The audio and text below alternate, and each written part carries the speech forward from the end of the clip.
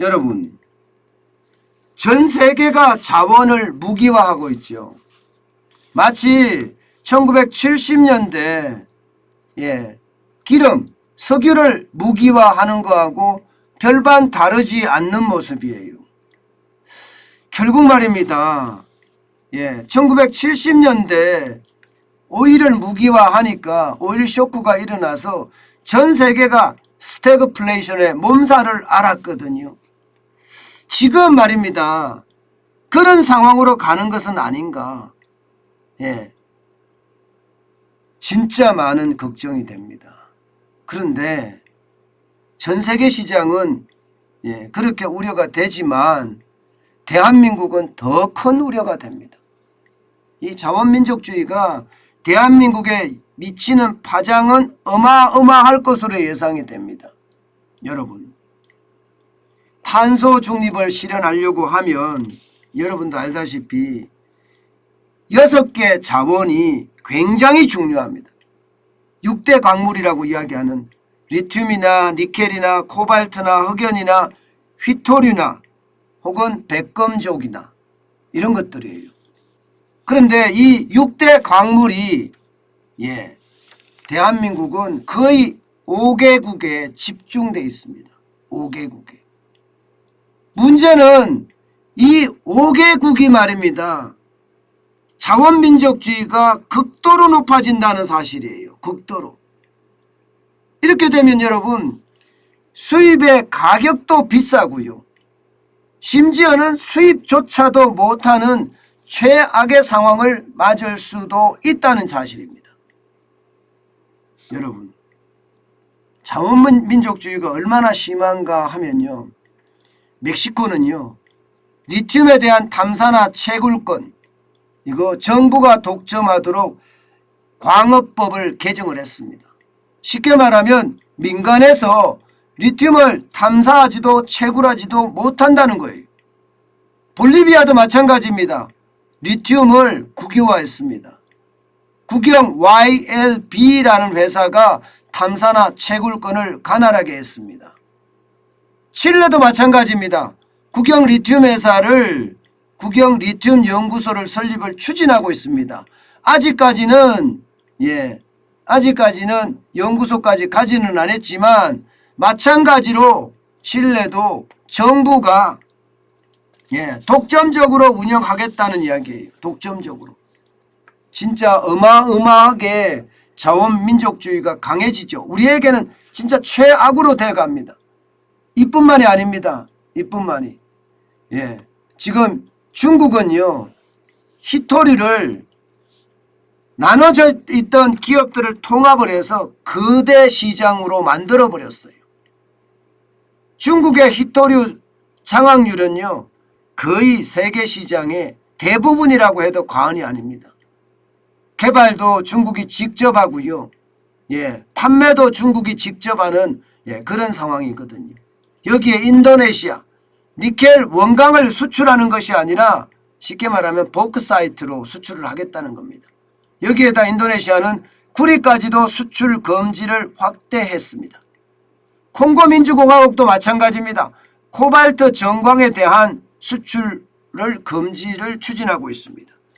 우리나라는 각각의 나라에서 굉장히 많이 수입을 하고 있거든요.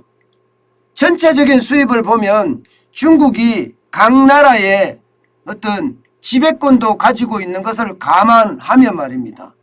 여러분, 중국에게는 우리가 37%의 수입 의존도를 가지고 있습니다. 6대 광물에 대해서 말입니다. 일본에게도 9.9%를 가지고 있고요. 미국에게는 5.3%, 칠레는 5.1%, 그리고 뉴칼레도니아에는 3.6%입니다. 여기에 호주는 3.4%, 러시아는 3.2%입니다. 결국 말입니다. 집중되어 있는 곳이 6대 광물의 원재료나 소재 부품 수입에까지는 5개국에 집중이 되어 있습니다. 거의 60.9%가 되니까 5개국이라는 게 중국, 일본, 미국, 칠레, 뉴칼레도니아 이 정도입니다. 이 정도의 집중도가 굉장히 크다는 거예요. 수입액으로 따졌을 때는 굉장히 높은 거죠. 자, 이렇게 됐을 때 여러분, 대한민국이 괜찮을까요?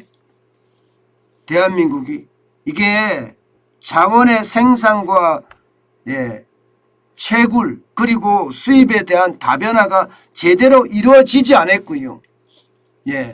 이명박 대통령 이후에 세계 자원 개발은 10년 동안 적폐로 규정됐습니다. 적폐로. 박근혜 대통령 때도 마찬가지, 문재인 대통령 때도 마찬가지. 그러다 보니까 말입니다.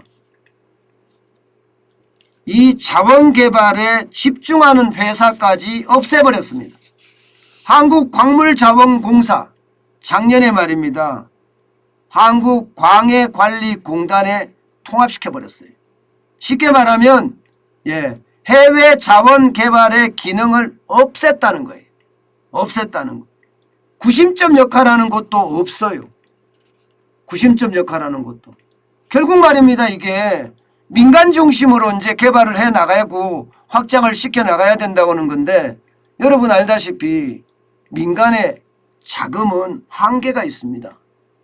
삼성 정도만 되면 뭐 어느 정도 자금의 여유가 있다고 이야기하지만 대부분의 기업들이 자원 개발을 하기에는요, 자금이 딸려서 할 수가 없는 경우가 많아요. 물론 포스코나 이런 데는 할 수 있겠죠. 대기업은.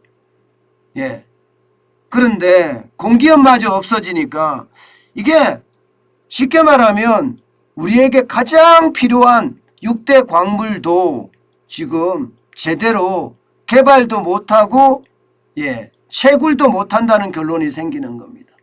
이러면 여러분 진짜 다 망한다는 말이 틀린 말은 아닙니다.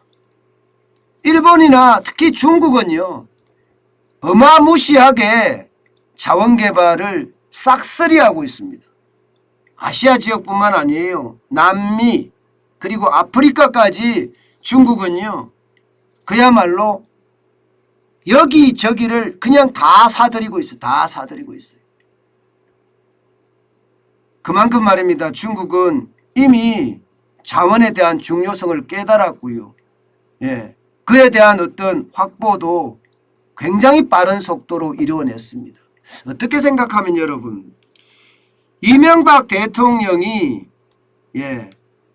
전체를 보는 시각은 굉장히 좋았어요.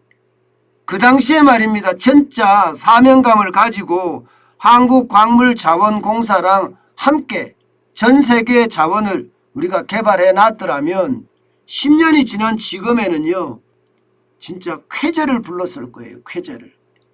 그런데 지금 우리는 쾌재는커녕 말입니다. 피눈물을 흘리고 있습니다. 그러니 이게 국가를 운영함에 있어서 말입니다. 사적인 감정, 이게 나라를 운영하는데도 사적인 감정이 들어가서 정치보복을 하는 그런 일들이 비일비재하게 벌어졌으니 이렇게까지 망가진 거죠. 지금이라도 여러분 저는 늦지 않았다고 생각을 합니다. 지금이라도 서둘러야 된다고 생각을 해요. 지금 광물자원공사가 없어졌잖아요. 그러면 여러분도 알다시피 석유공사라는 데가 있습니다. 그 다음에 가스공사가 있어요. 이거 그냥 합치는 거예요. 여기다가 광물공사가 하던 일을 합쳐버리는 거예요. 그래서 자금력도 좀 키우고요. 그러면서 그들이 세계 시장에서 민간하고 함께 자원 개발을 해나가는 그런 역할을 하게 해야 됩니다. 제가 여러분에게 세계 자원 개발을 할 수 있는 핵심 구성 요소는 거래소도 만들어야 된다는 이야기를 했습니다. 자원 거래소 말입니다. 광물 자원, 원자재 거래소 같은 걸 만들고 여기에 구심점 역할을 할 수 있는 공사를 만들어서 민간과 그리고 이 공사가 정부가 함께 자원 개발을 계속해서 해 나가야 합니다. 지금처럼 말입니다. 정권에 따라서 이렇게 휘렁휘렁 흔들흔들 해버리면요, 우리 자원 개발은 망가지고요. 우리는 모든 자원을 수입해서 거의 쓰는 나라거든요. 그러면 향후 대한민국의 어떤 발전에도 최악의 상황에 몰릴 수도 있다 이렇게 생각을 합니다. 지금 그 어느 때보다 서둘러야 합니다.